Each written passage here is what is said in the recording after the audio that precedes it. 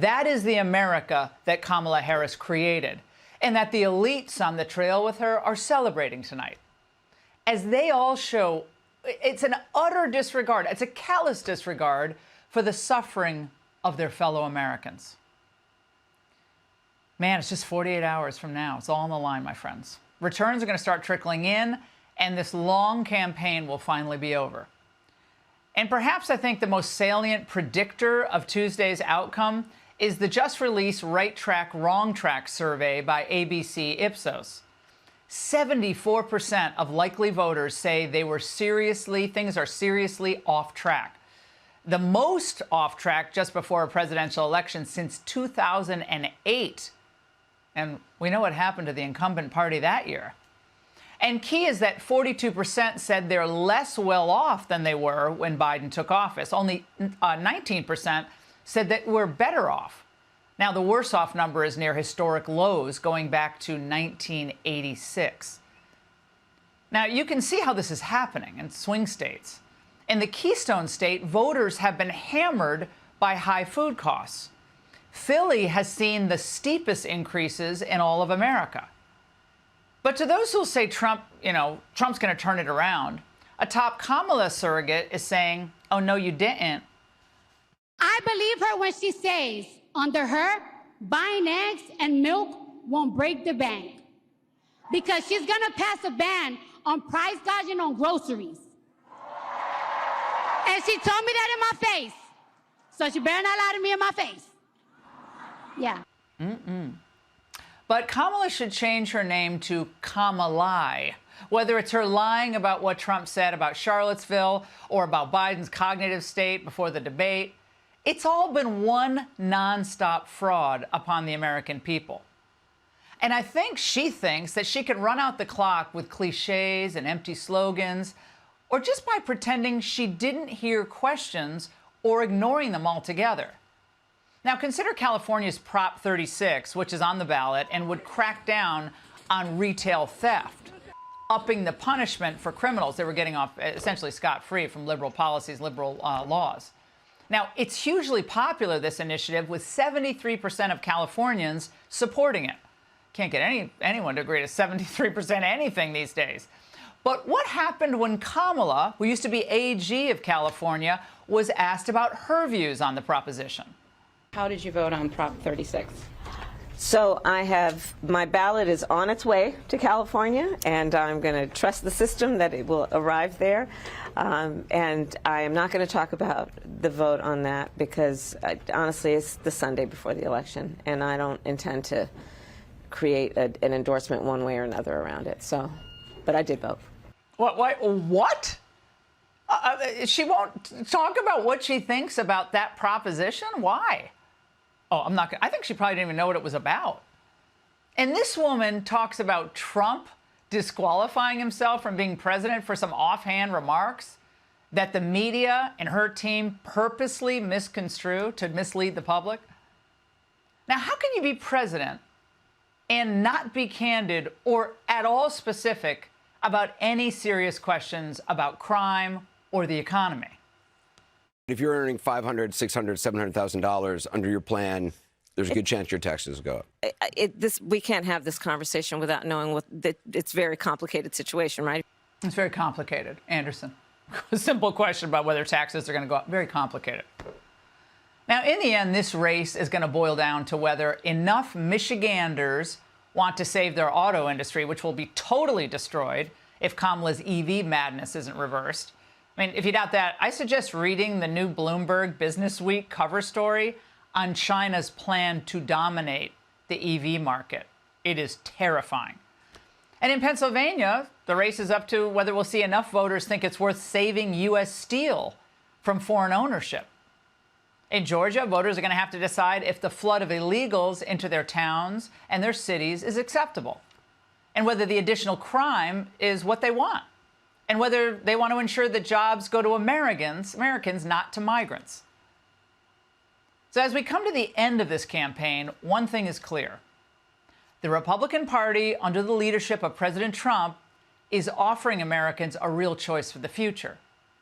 If you like the current economy under Biden and Harris, if you're itching to have Liz Cheney as Secretary of Defense. And if you think it's okay risking World War III, then you got to vote for Kamala. But if you think we can do better, if you'd like to have more money in your pocket, if you want a president who puts Americans first, then you need to vote for Trump and the GOP. So Trump's right when he's been saying that America has been in decline. There's no doubt about that.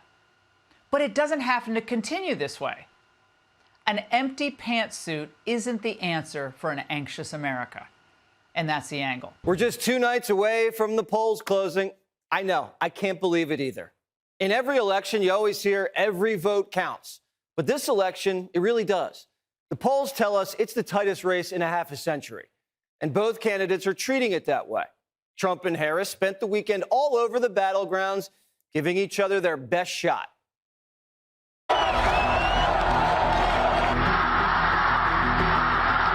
Polls are showing we're going to win everything. We're going to win the popular vote. And let me then ask, who here has already voted?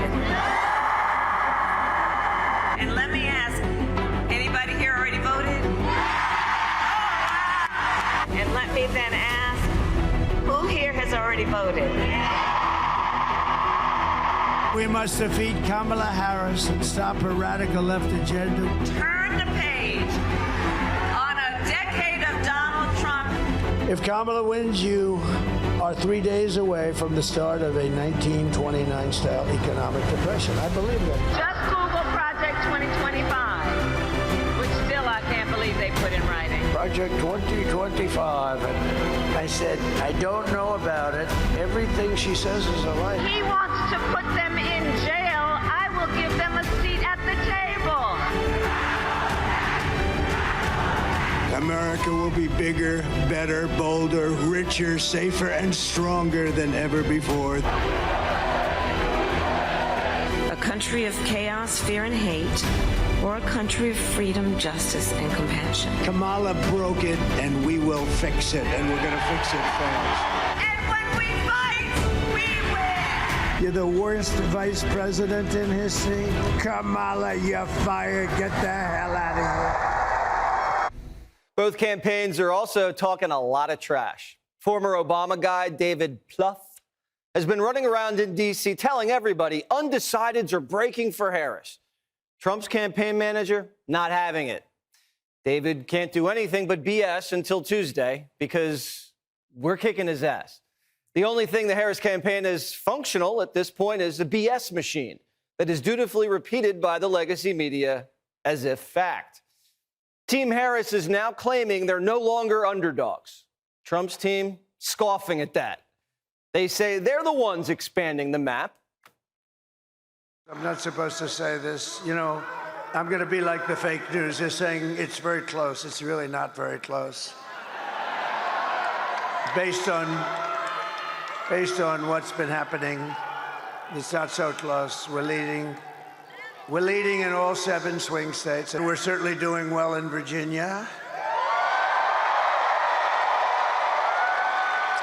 It's not considered a swing state, but it may very well be a swing state. And I just had a little birdie told me that we're leading in New Jersey. What's that all about? So on election night, keep your eye on New Jersey. If it's close there, Trump's going to have a big night. Also Tuesday, look at New Hampshire. That state's not supposed to be a battleground, but apparently it is. Clinton and Biden just went there. Trump just sent JD there today. And Trump himself tore up the schedule and made a last-minute stop in Virginia. So watch these 3 states early Tuesday evening, and that should tell you a lot. The betting markets have had Trump ahead pretty consistently, but big money's been coming in on Harris late. And Democrat numbers guru Nate Silver is now giving Trump the slightest edge, or Kamala the slightest edge. Who knows? But this election's going to be decided in the battlegrounds. And the polls have been interesting. Trump was leading every swing state last week, but Harris just took the tiniest lead in Michigan and Wisconsin, but she's still down in Pennsylvania. But behind the scenes, are they confident? But I'm here to tell you tonight, based on my reporting with Democrats and Republicans nationally and in both those states, that it could be that Kamala Harris wins Pennsylvania but loses the White House because she loses Wisconsin. My reporting is that she's in trouble in Wisconsin. This is based on 3 sources, 2 Republicans, 1 Democrat, all of whom know the state quite well, and all of whom told me today the same version of they would be somewhere between surprised and shocked if Kamala Harris won Wisconsin. And on the ground in Pennsylvania, Democrats don't know what's going to happen. I've been saying this, whether it was Biden or then became Harris, I said it's going to be very close. And Trump definitely has a connection with voters here in Pennsylvania, and that's why it's going to be close. Well, the Harris team's hoping Trump voters don't turn out, but early numbers say they are. I think it's a bigger gaffe than people think. It's so funny. Joe Biden, his whole career, he was like Mr. Gaff. And then here at the very end, he's like Aaron Judge in Game 6. he muffed the fly ball and at the end of the thing and blew the whole. Yeah. So, because I feel like it epitomizes everything that the Trump people hate about the Democrats. Yes. They look down on us. It's like deplorables times 10.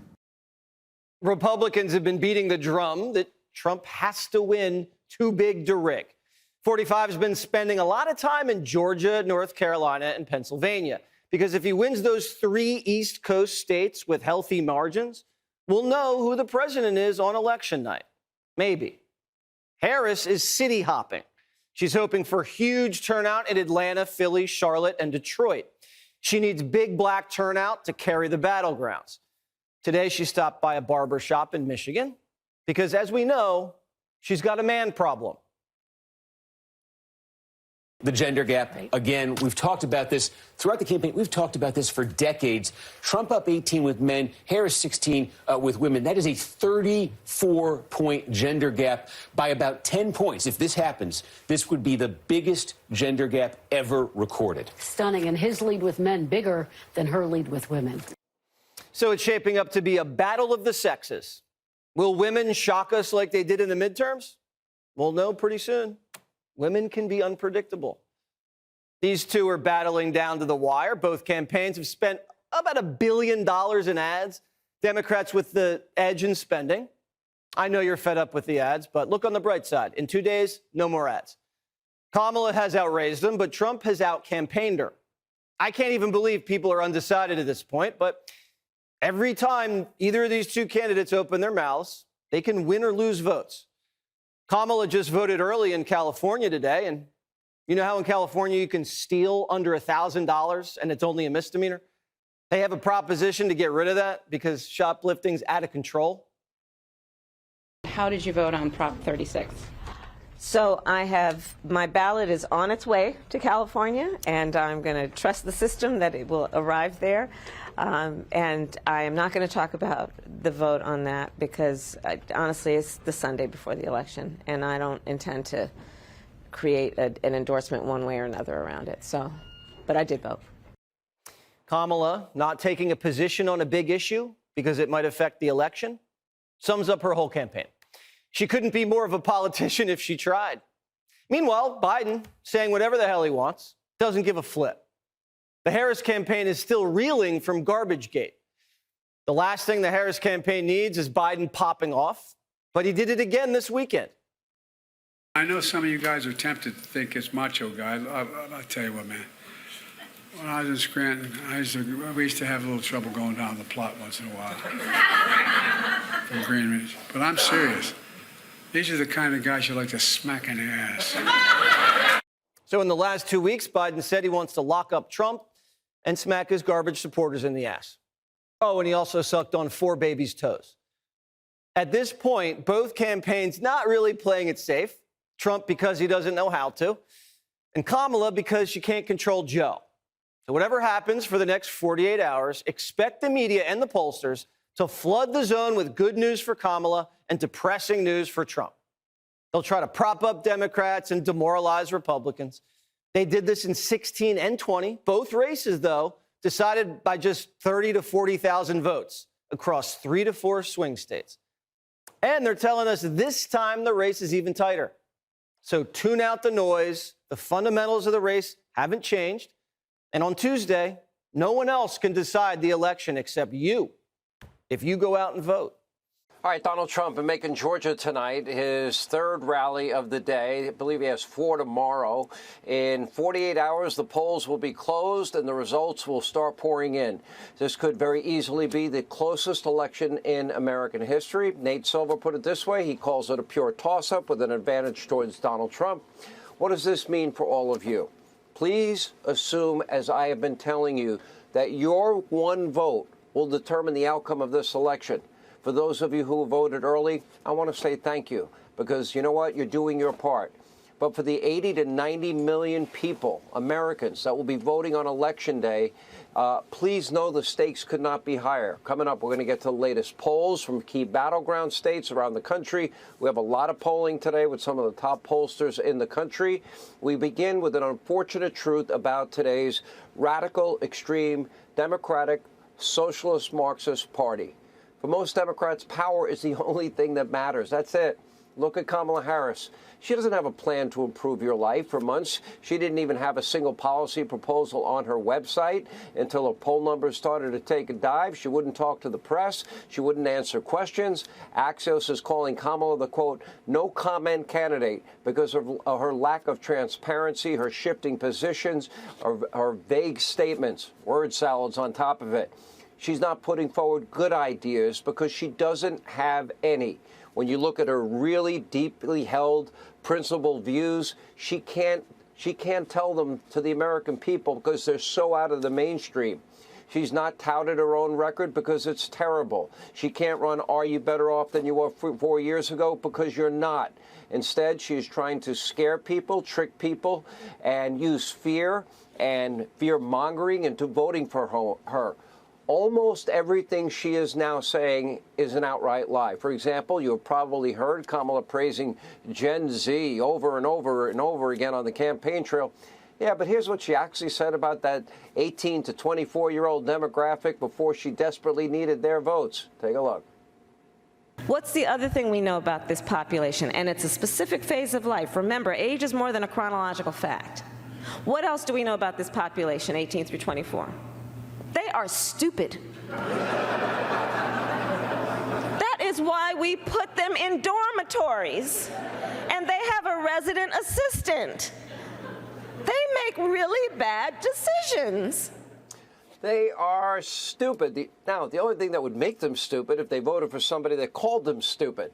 Now, Kamala's not just lying about young people. She does this with every demographic in order to scare the elderly. She is lying to them and saying Donald Trump wants to upend Medicare and limit Social Security. It's an outright lie. Benefits under Donald Trump, his first term, increased, and he has pledged to never, ever touch Social Security or Medicare. It is beyond repulsive that Kamala Harris will scare old people and lie to old people like this. And in order to scare women, Kamala is out there claiming Donald Trump wants a national abortion ban. He has said over and over and over again he does not, that he wants to limit contraception. He has never said any such thing. And outlaw IVF when he said just the opposite. These are all egregious lies. The exact opposite is true. I hope women won't believe her lies. And look at this headline. The Harris campaign is now using two entirely different messages on Israel and Gaza, depending on whether you live in Michigan or Pennsylvania. If you live in Michigan, well, Harris is pandering to the Arab communities with lofty words about the suffering in Gaza. But if you live in Pennsylvania, the ad is all about protecting Israel's right to exist. And meanwhile, fear-mongering surrounding minority voters across the country is through the roof. But in reality, under Trump's first term, pay close attention. African Americans, Hispanic Americans, Asian Americans, women in the workplace, African American youth unemployment were thriving like never before. Let's take a look at the numbers from a 2020 Fox Business article. Quote, while the overall growth rate was 6.8%. Now, compare that to the 12,000 jobs just created that we found out about in the last month. 12,000? That is anemic, to say the least. Anyway, 6.8%. Real median income grew by an even greater number, 7.9% for African Americans, 7.1% for Hispanic Americans, 10.6% for Asian Americans, all record highs and record income levels. We had record low unemployment for every one of those demographic groups, record after record after record. And that's not all. In 2019, the poverty rate plummeted 1.3 percentage points to a 60-year low. Over 4.1 million people lifted out of poverty. The child poverty rate also decreased to a 6-decade low. Kamala Harris says she wants to cut taxes on the middle class. Nope.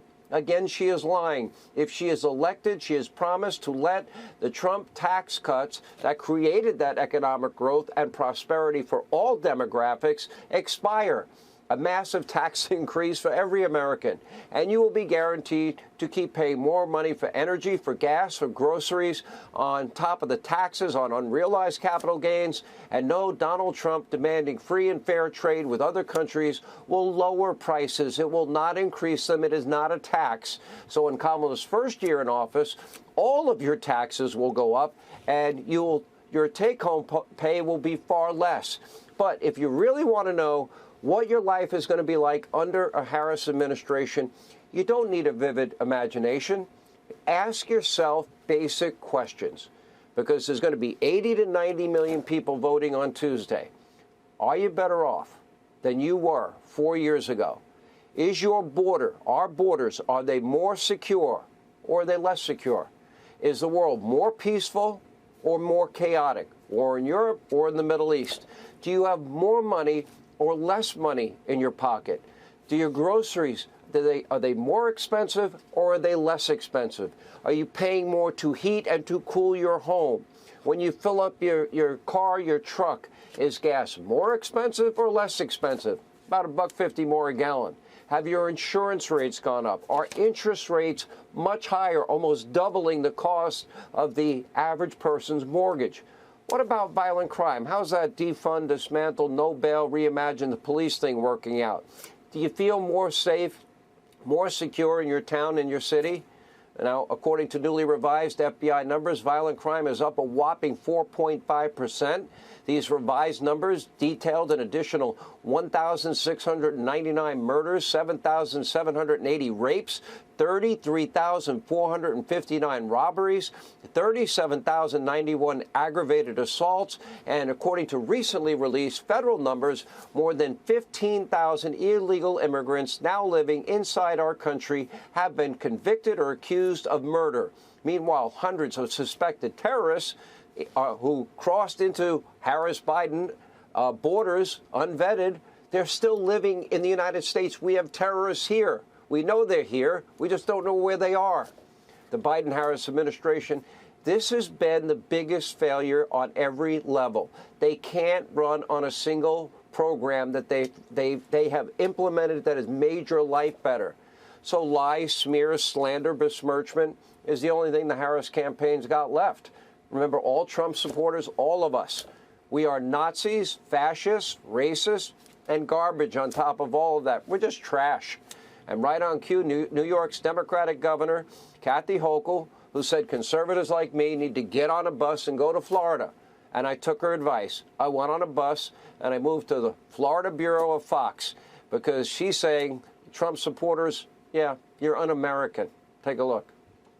If you're voting for these Republicans in New York, you are voting for someone who supports Donald Trump, and you're anti-woman, you're anti-abortion, and basically you're anti-American, because you have just trashed American values and what our country is all about over and over and over, and you'll wear this on Election Day.